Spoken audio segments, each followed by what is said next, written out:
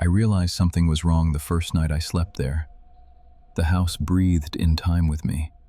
I noticed it because I was awake, counting the seconds between the furnace clicking on and off, waiting for sleep to take me the way it always had before I moved.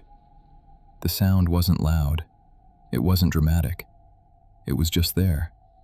A shallow intake through the vents, a pause, then a release that felt like it came from inside the walls, not the ducts. When I rolled onto my side, the rhythm changed. When I held my breath, it stopped. I told myself it was coincidence. A new house, new noises, old structures settling into colder air. The place was bigger than anywhere I'd lived before. Too big, everyone said. But no one stayed long enough to really see it. It was a long, rectangular farmhouse set back from the road. Fields on 3 sides, trees pressing in from the 4th. White paint, recently redone. The kind of house people photograph for listings and forget about afterward. It had been empty for a while. That was clear from the dust clinging to corners even after the cleaning crew left, from the smell of closed rooms that had only just been opened again. I chose the upstairs bedroom at the end of the hall. It felt sensible, distance from the front door. The hallway lights were on a timer I hadn't figured out yet. Every night, at exactly 11:40, they shut off together, leaving the upstairs in complete darkness, unless I remembered to turn on a lamp first. I forgot the second night. I woke up to darkness pressing against my eyelids, thick enough to feel. The house was silent except for the breathing, steady now, unbothered by my wakefulness. I lay there, staring at nothing, waiting for my eyes to adjust. They didn't. Somewhere below me, a floorboard creaked. Not the sharp snap of cooling wood, a slow bend and release, like weight shifting carefully. I listened for another. It didn't come. The breathing continued. In the morning, the house looked ordinary again. Sunlight through the kitchen windows, dust motes floating lazily. I made coffee and stood at the counter listening. Nothing. No breathing. No creaks. Just the refrigerator humming. Wind moving through the fields. That's when I began to notice the routines. Small things. The mail appeared in the box at the end of the drive every day at the same time, neatly stacked, even when it rained. The neighbor across the field mowed his lawn every Thursday morning. Perfectly straight lines. He stopped at the same point by the fence, turned the machine off for exactly 5 minutes, then continued. The road was always empty when I checked it from the front window, no matter the hour. I started working from home more often. It was easier than commuting. The quiet should have helped me focus. Instead, it made absence feel deliberate. There were rooms I didn't use. A formal dining room, a table still wrapped in plastic from staging, a sitting room with chairs angled toward each other, as if a conversation had just ended. I didn't move anything. I told myself I would later, once I was settled. At noon every day, the upstairs bathroom light flickered. It didn't turn off, just dimmed for a second, then returned to normal. I checked the wiring. Nothing was wrong. I wrote it down. A note on the fridge. Noon, bathroom light. At 3:15, the temperature dropped. Just a few degrees, enough to notice if I was sitting still. At 6:40, a stale smell drifted up from the basement. Old paper, damp fabric. At 11:40, the hallway lights went out. I started setting alarms. Not to stop it, to anticipate it. When the bathroom light flickered, I was already there, watching. When the temperature dropped, I put on a sweater a minute before. When the smell came, I opened a window ahead of time. The house didn't react. It just continued. I spent an afternoon in the basement, sorting through boxes the previous owners had left behind.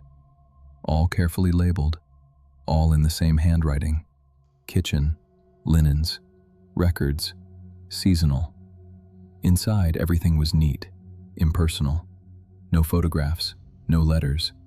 Objects arranged as if they'd never been used, only stored. Behind the water heater, I found notebooks, black covers, unmarked. Most were empty. A few had dates written on the first page. Nothing else. The dates stopped 5 years ago. I put them back. That night, the breathing felt louder. Not because it changed, because everything else receded. The walls felt closer, the ceiling lower. I lay on my back, matching my breathing to it without meaning to. In, out. In, out. I wondered what would happen if I didn't. Sleep came eventually. Thin, shallow. I dreamed of walking through the house, turning corners that led back to the same hallway, the same closed doors. Every time I reached the end, the lights went out. In the morning, there was a new note on the fridge. Small, yellow, just below mine. Noon, bathroom light. The handwriting matched the box labels in the basement. I stood there for a long time, trying to remember writing it. I couldn't. The adhesive was fresh. I peeled it off, checked the trash. There was nothing like it inside. I didn't throw it away. I put it in a drawer. The routines became more precise after that. If I was late to the kitchen, the coffee maker was already warm. If I left a door open, it was closed when I came back. Not slammed, just gently shut. I stopped going upstairs during the day. The hallway made time feel uneven, longer in one direction than the other. I set up my workspace in the living room, facing the front window. Sometimes I caught movement in the glass, not reflections, changes. The fields bent slightly when I wasn't looking directly at them. The trees stood closer together than they should have. I took photos. The images looked normal, flat, reassuring. On Thursday, the neighbor didn't mow his lawn. I watched all morning, waiting for the sound. Noon passed. The bathroom light flickered. The field stayed still. At 3:15, the temperature dropped. At 6:40, the smell came. At 11:40, the hallway lights went out, even though I was downstairs. The breathing started earlier that night. I could hear it from the couch, moving through the vents, tracing the shape of the house. I slept there, wrapped in a blanket, the front door in my line of sight. In the morning, the lawn across the field was perfectly cut.